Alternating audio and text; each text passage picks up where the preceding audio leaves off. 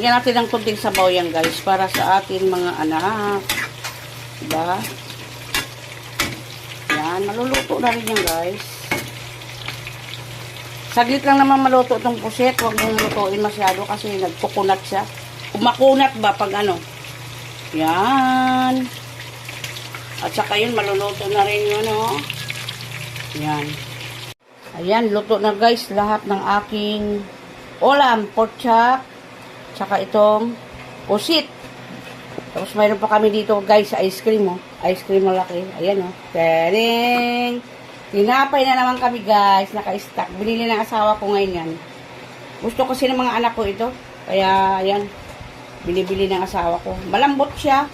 Yan. Hanggang dito na lang guys. Thank you so much. Kainan na tayo. Ayan. Ang aming pagkain ngayon.